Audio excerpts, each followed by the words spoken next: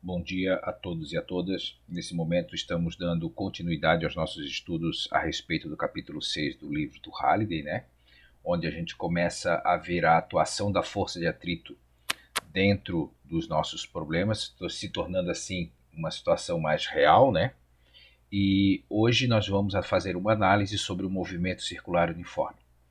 Tá? Primeiramente, o que acontece? Quando eu vou fazer uma trajetória circular, como já vimos lá nos capítulos anteriores, nós observamos o surgimento de uma aceleração centrípeta.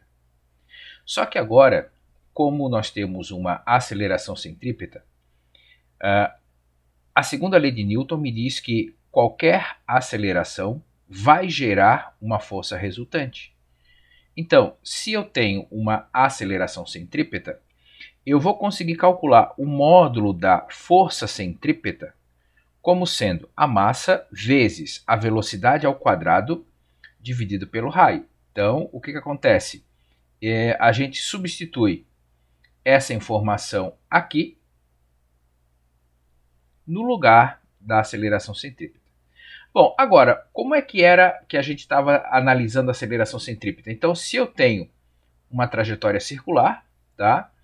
E aqui está o meu objeto, o meu carro, com uma certa velocidade, fazendo a curva, tá? Eu preciso ter uma aceleração centrípeta que possui direção radial, ou seja, voltado para o centro da circunferência, tá? Então, direção radial, sentido para o centro da circunferência. Bom, na segunda lei de Newton, nós já vimos que para onde está a aceleração, para lá vai estar a força centrípeta. Então, dessa forma, se a aceleração centrípeta está voltada para o centro da circunferência, a força centrípeta também vai estar voltada para o centro da circunferência, certo? Bom, então, quando a gente continua a fazer essas análises, o nosso objetivo é qual é a força que está fazendo o papel de força centrípeta. Então, a força centrípeta precisa surgir, só que essa força centrípeta ela acaba surgindo tendo em vista outras forças que já estão atuando no nosso sistema. Por exemplo, se eu tenho essa força aqui atuando sobre esse bloco, nós vamos perceber a existência de uma aceleração nessa mesma direção e sentido, certo? Então, nesse caso aqui, eu estou supondo que esse meu movimento está acontecendo nessa direção, tá? Mas agora, olha só, se eu continuo pensando no movimento nessa direção e a força agora está desse jeito, nós vamos fazer aquilo que nós sempre fizemos. Nós vamos decompor essa força em uma força, nesse caso aqui, Fy, né? E aqui uma força Fx, ok? Bom, como a gente pode observar aqui, essa força Fx, ela está no sentido original da minha velocidade, ok? Então, essa força Fx aqui, ela vai causar o que a gente chama de uma aceleração tangencial. Essa aceleração tangencial vai fazer com que o módulo dessa velocidade ou aumente ou diminua. Nesse caso aqui, como elas estão na mesma direção e sentido, vai provocar o aumento dessa velocidade. Entretanto, essa outra força aqui, vamos lembrar que isso aqui é uma vista superior, ela vai criar uma aceleração centrípeta, visto que essa força está fazendo um ângulo de 90 graus com o sentido do movimento. Então, o que nós vamos observar? Nós vamos observar que esse movimento agora vai começar a fazer isso, certo? Então, por exemplo, pensando numa aplicação prática na engenharia de telecomunicações, futuramente, quando você for estudar, por exemplo, Física 3, você vai observar e vai perceber que, por exemplo, num campo elétrico, dependendo da forma com que o elétron é introduzido no meio desse campo, esse elétron pode sofrer esse desvio ou não.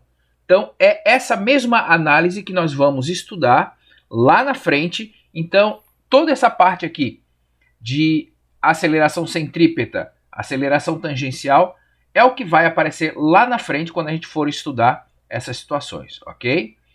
Bom, no exemplo 6.04 do nosso livro texto, ele fala de Diávolo, que é um cara que executa, né, o looping vertical, tá?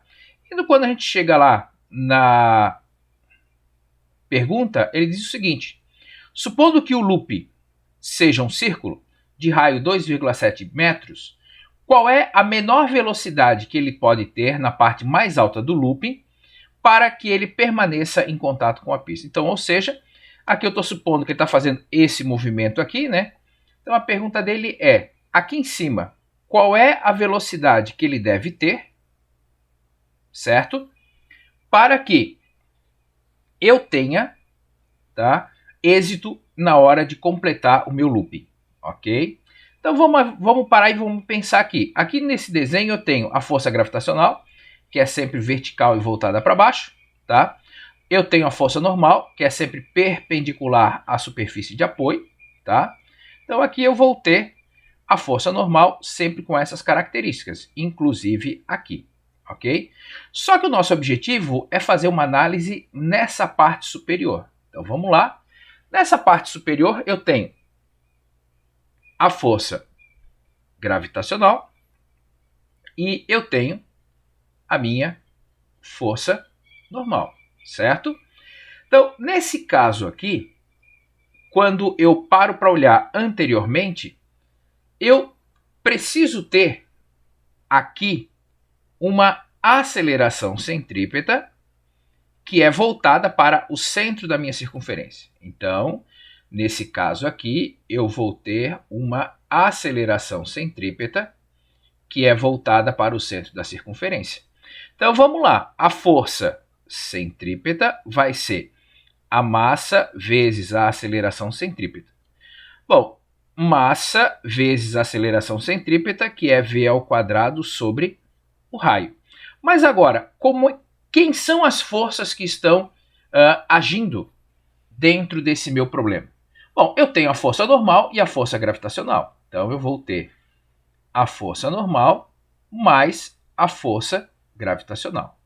Mas agora, olha só. A força gravitacional, ela é fixa, certo? Ela é massa vezes gravidade. Mas a força normal não é a força que a superfície de apoio faz sobre o carro? Bom, sabemos que quanto maior for a velocidade, maior vai ser a força centrípeta. A pergunta era, qual é a velocidade mínima para que eu consiga completar o looping? Então, se eu vou diminuindo o valor dessa velocidade, certo? Eu não consigo diminuir a força gravitacional, mas eu consigo diminuir a força normal. Então, se eu penso no limite do carro caindo, eu consigo chegar a um extremo onde a força normal vai ser zero. Se a força normal for zero, quem é que vai fazer o papel de força centrípeta? Apenas a força gravitacional. Então, o que acontece? A força gravitacional, nesse caso aqui, né? Já que a força normal vai ser zero, ela vai ser igual a massa vezes a velocidade ao quadrado dividido pelo raio. Tá? Então, quem que é a força gravitacional mesmo? Força gravitacional é massa vezes a aceleração gravitacional. A aceleração centrípeta vai ser v ao quadrado sobre o raio, certo? Vou conseguir cortar essas duas massas, ok? Então, esse raio vem para cá multiplicando. Então, a minha velocidade ao quadrado vai ser g vezes r, ou a velocidade vai ser a raiz quadrada de g vezes o meu raio, ok? Bom, aí o que acontece? quais eram as informações que eu tinha. A aceleração gravitacional, o livro do Halliday sempre usa 9,8. Tá? O raio que ele está supondo nesse problema está valendo 2,7 metros. Então, a velocidade mínima que ele precisa ter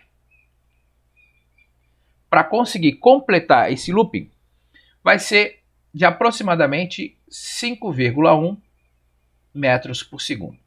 Por que a gente fala velocidade mínima? Como eu disse anteriormente, a partir do momento que a velocidade começa a ser maior do que aqueles 5,1 metros por segundo, tá? Então, quando essa velocidade aqui é maior do que 5,1 metros por segundo, começa a surgir a minha força normal, que é a força que essa superfície da rampa precisa fazer sobre a pessoa, o carro, a bicicleta, a moto, enfim, o que está passando ali, ok? Vamos voltar aqui só para fazer uma análise rápida, tá? Nesse caso aqui, ó, quando eu vou pensar na parte mais baixa do looping, o que acontece? Para onde que tem que estar a minha força centrípeta? A minha força centrípeta tem que estar para lá, ok? Então vamos lá, ó. Por exemplo, força centrípeta, massa vezes velocidade ao quadrado sobre o raio.